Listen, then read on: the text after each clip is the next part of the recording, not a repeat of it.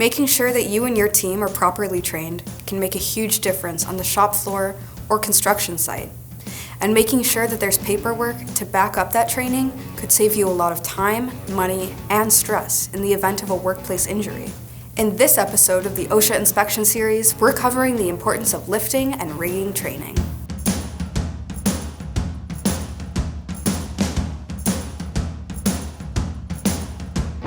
Welcome back to the Lifting and Rigging channel. My name is Kay.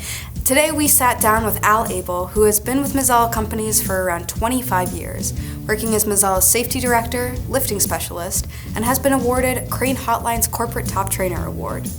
Al has worked with companies after they've been fined by OSHA and understands the importance of proper training to keep you on the right side of OSHA regulations. One of the concerns I see right now in today's marketplace is that everybody's searching for new employees. We see help wanted signs everywhere, and it's impacting the lifting industry just like every industry. And what I'm starting to see is a lot of seasoned, well-trained professionals have retired. Companies are now hiring brand new, inexperienced people coming into that company.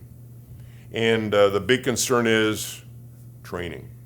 What training are they getting?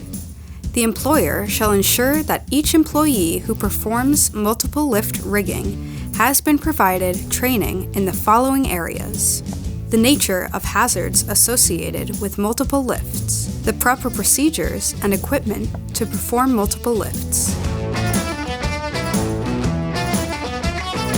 The way you meet compliance in OSHA is really, it's all about training, and it's all about inspections and corrective action. Here's what happens sometimes. Customer says, I want you to come and do training. And I say, great, let's come up with a schedule. Of course, I'll always say, let's do a walkthrough first. So we do a walkthrough. I see a variety of stuff. Then they say, well, let's agree on the dates to do training. Because a lot of times you have two pulls going on. You got the person that wants to check off the box that training has happened. And then you also have the person that says, yeah, we need to do some of those things. Well, the key question that I ask the safety professional at that company, I want to say, look, before I stand in front of 50, 60, 100 of your people, and I hold up, and we talk about some non-compliant things that they actually have at this company, how do you want to handle that? What is your answer as to what is going to be done?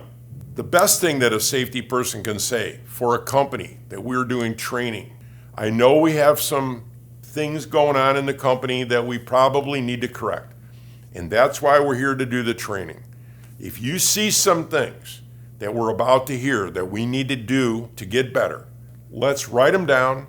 Any issues that come up as a result of this training, we will put some steps into action to correct some of the things that we see problems with. Put some corrective actions in place. You're not going to have a need for an OSHA person's knocking on your door.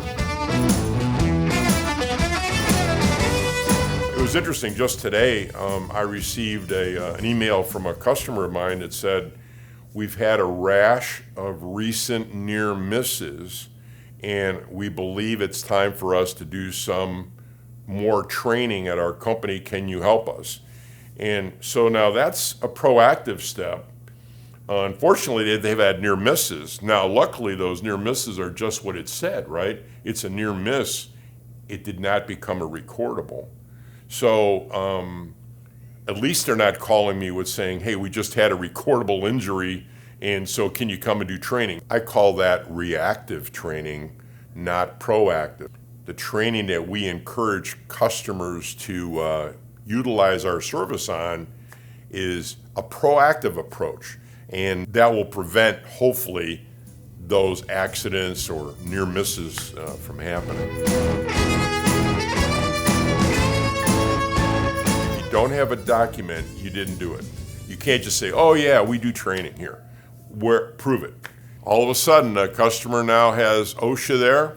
They had a little incident and they go, hey, do you have the training records that time when you came like 9 years ago? And all I can tell you is sometimes those training records become very important 3, 4, 5, 8, 9 years ago. They want to know if a certain person was in that training class, so many years ago.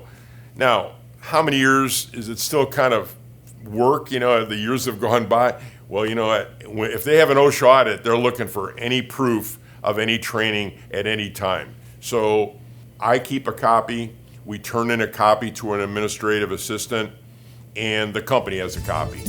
Are you looking for more information on how to be OSHA compliant? Check out the other episodes in the OSHA Inspection Series. Don't forget to like, subscribe, and leave us a comment if you have any questions or just want to say hi. Once again, my name is Kay, and I'll see you later.